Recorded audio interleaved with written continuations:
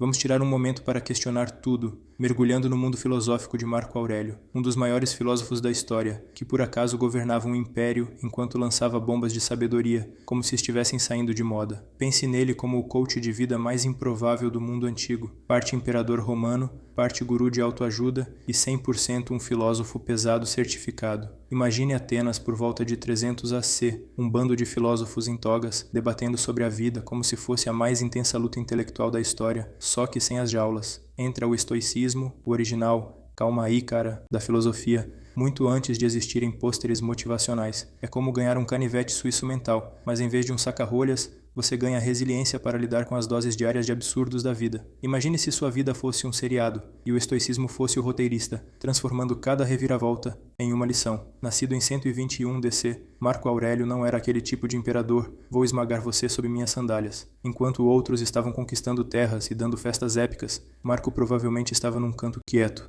escrevendo anotações como se tivesse um prazo para entregar o diário mais profundo do universo. Imagine ser a pessoa mais poderosa do mundo conhecido e, ainda assim, escolher passar seu tempo livre introspectivamente. É como preferir um clube do livro a uma luta de gladiadores. Ele era o tipo de cara que preferia reescrever o roteiro da sua vida do que travar uma guerra, tornando-se o governante mais tranquilo do mundo antigo. O reinado de Marco foi como navegar no mais caótico campo de obstáculos do mundo. A peste antonina, mais como a versão antiga de uma crise de saúde global, mas com menos álcool em gel e mais orações aos deuses. Tribos bárbaras nas fronteiras, pense neles como vizinhos que nunca devolvem o cortador de grama, exceto que eles querem o seu jardim inteiro. Mesmo assim, Marco conseguiu manter a calma como se estivesse apenas meditando numa terça-feira qualquer, transformando o caos de Roma em seu jardim zen pessoal. O primeiro hack de vida de Marco: você tem poder sobre sua mente, não sobre eventos externos. Tradução: pare de reclamar do clima ou do seu chefe. Sua mente é que manda aqui. Imagine seus pensamentos como um clube de comédia, onde você é o segurança. Pensamentos estranhos tentando entrar? Expulse-os. Pensamentos negativos querendo estragar a festa? Nem pensar. Você é o VIP do seu clube mental. Marco sabia que você poderia ser o diretor do blockbuster mental da sua vida. Isso não é só pensar positivamente. É como ser o CEO da sua própria consciência, decidindo quais pensamentos merecem espaço no escritório da sua mente. A neurociência hoje concorda com Marco. Seu cérebro é como massa de modelar, moldável com prática mental consistente. É como ser o engenheiro de software da sua própria mente, corrigindo os bugs emocionais e transformando seu sistema operacional mental na versão mais amigável de você. Marco Aurélio vivia o presente com uma intensidade que faria gurus de produtividade parecerem preguiçosos. Não haja como se tivesse 10.000 anos para viver. A morte está ao seu lado.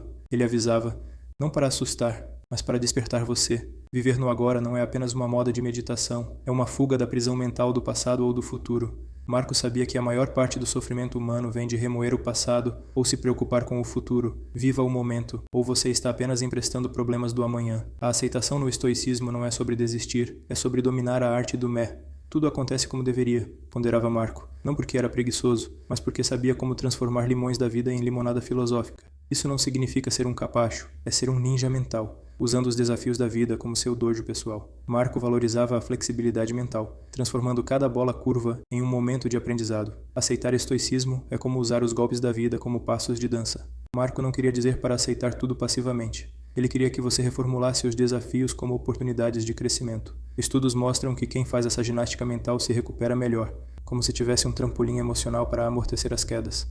É sobre ver cada problema como uma reviravolta no roteiro da sua vida. Para Marco, a virtude era mais do que um chavão. Era o trabalho diário.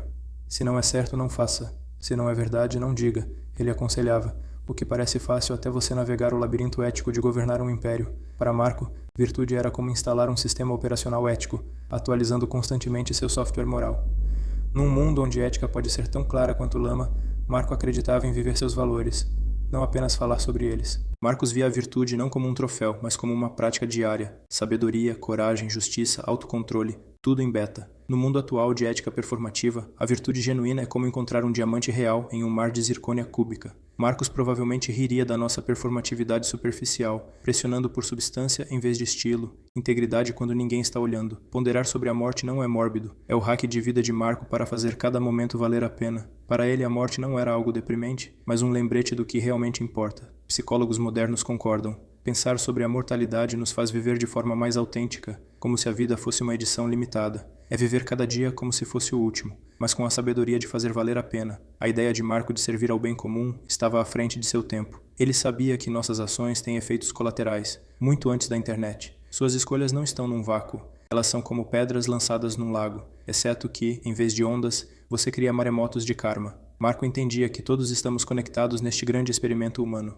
Os obstáculos se tornam o caminho, dizia Marco, transformando cada problema em um projeto. É como ser um alquimista emocional, transformando chumbo em ouro. Em vez de ver uma parede, Marco via uma porta, que talvez precisasse de um pouco de criatividade para abrir. Seu método era enxergar cada desafio como uma chance de crescer, inovar ou pelo menos rir das ironias da vida. Marco sabia que a fama era passageira. Logo você será esquecido, escreveu ele, não para deprimir, mas para libertar do ego. Humildade não é se rebaixar, é focar no que realmente importa. Ser uma pessoa decente em vez de uma lenda. É entender que, no grande esquema das coisas, seu ego é apenas um pontinho na vasta tapeçaria do universo. Para Marco, a reflexão diária era como higiene mental. Pense nisso como trocar o óleo do motor da sua vida, mantendo tudo funcionando suavemente. Não é sobre se culpar, mas avaliar suas ações e pensamentos de forma justa. É como ter uma avaliação diária consigo mesmo, garantindo que você está no caminho certo para sua missão de vida. Gratidão para Marco não era só sobre agradecer, era uma estratégia cognitiva contra o pessimismo padrão do nosso cérebro. Ao focar no bom, mesmo nos momentos ruins, você reprograma sua mente para ver os pontos positivos, transformando a vida em uma série de mini-celebrações.